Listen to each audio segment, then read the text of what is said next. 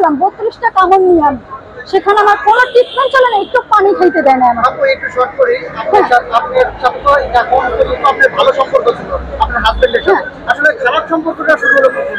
যখন ও আমাকে 6 মাস পরে আমাকে টাইম দেয় না, কথা বলে না, যোগাযোগ করে না, আমার ফোন একটার পর একটা 6টা নাম্বার ছিল ব্লক করে দেওয়া হয়েছে, তার সাথে আমি যোগাযোগ। কতদিন পর থেকে শুরু হয়? 6 মাস পর থেকে ঝামেলা। হ্যাঁ, 6 মাস পর থেকে মানে কি আমি জানতে পারি। আর এই যে যোগাযোগ নেই কতদিন? আমার সাথে যোগাযোগ নাই 2023 সালের আগে থেকেই, বুঝছেন? সে ব্লক করে দিয়েছে, সিম চেঞ্জ করছে, সিম আগেরগুলো কন্টিনিউ নাম্বার আছে, আইডি নাম্বার আছে, সব আছে। অনেক অভিযোগ জীবনে এরকম, মানে আমার লাইফে আমি শুনি নাই একটা মেয়ের সাথে এরকম করে।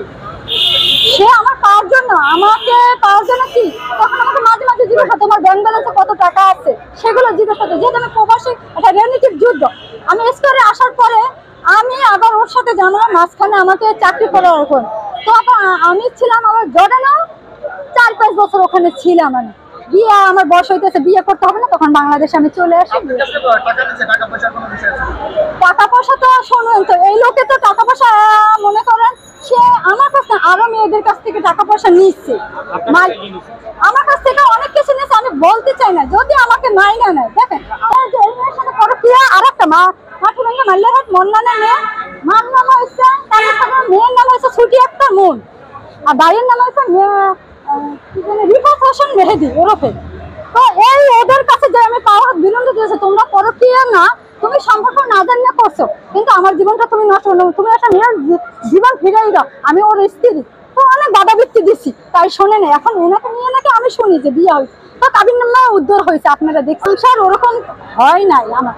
আমার বাবার বাড়ি রাখতে, তার বাড়িতে খুব কম নিয়েছে, যখন আমার ওয়ালেট হেঁটে গেছে তখন সেগুলোকে আইসা ঘরে উঠো, সে নিয়ে যাই একদিন আমাকে নামাইয়ে দিছে। একদিন আমাদের চহিদার মেম্বার জামাল চহিদার, টুলু ডাক্তার, তার মাধ্যমে, তারপর খসরু জমাদ্দারের কাছে গেছি, সর্ব চেয়ারম্যান, মেয়র, সবার কাছে আমি গেছি। আমি তো অবশ্যই একটা মেয়ে চার সংসার করতে, আমার কোনো টাকা, আমাকে 4 লক্ষ টাকা দিতে চাইছে এনাক্ষার মাধ্যমে, আমার টাকার লোভ নেই, আমি জীবনে অনেক টাকা কামাই করছি। আচ্ছা, শেষ আপনার একটা জিনিস জানতে চাচ্ছি যে আপনি জানেন যে আপনার হাজবেন্ডের না পরবর্তীতে না না না না না আমি বলি এখন তো জানতেন এতগুলো বউ আছে বা সে পরকীয়া করে আর অনেক মেয়ের সাথে, এখন কেন আপনি তার সাথে সংসার করতে চান? আমি তো লাইফে প্রথম হাদিস সম্পর্কে আমি বউ দেখে যাই না, তাকে তো আমি কখনোই অ্যাকসেপ্ট করবো না। আমি ওই বৃষ্টিকে ডিভোর্স দেওয়ার পর আমি বিয়ে হয়েছি, যেহেতু আমার ফ্যামিলি ক্যাপচার দেবে সে এভাবেই ঢুকছে, তো আমাকে পাওয়ার আশাই সে কিন্তু এগুলো অভিনয় করছে। তো তারপর আমাকে আর প্রতি মায়া ভালোবাসা তো একজনের তরফ থেকে আসে না ভাই, একটা মানুষের সময় লাগে, কিন্তু সেই সময়টাই সে আমার অর্জন করছে।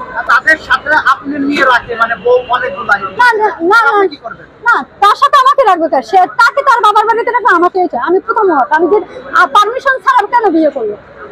আমি তো একটা প্রথম ওয়াইফ, একটা ওয়াইফের পারমিশন লাগে। আর আমার সাথে জামানা চলে, তখন কিভাবে বিয়ে করে? একবার বলে কি আমার বাবা করেছে, একবার বলে কি ওই মেয়ের গার্জিয়ান বাড়িতে আমাকে বাগায় নেই, ওখানে কোনো সাক্ষ্য দেখবে না, ওর আত্মীয় স্বজন, কোনো সাক্ষ্য নেই, ও নিজে করছে। মানে আপনি সংসার করবেন এখন? অবশ্যই সংসারে যদি মানে না নাইলে আমার যা কিছু নিচ্ছে সব রিটার্ন আমি চাচ্ছি। আমার সংসারে নিলে সংসার, আর সে যদি নাই আমাকে অ্যাকসেপ্ট করে, আমার যা কিছু আছে, আমার আগের জীবন ফিরিয়ে দিবে, যেমন আমার যা কিছু নিচ্ছে সব এভরিথিং দিতে হবে।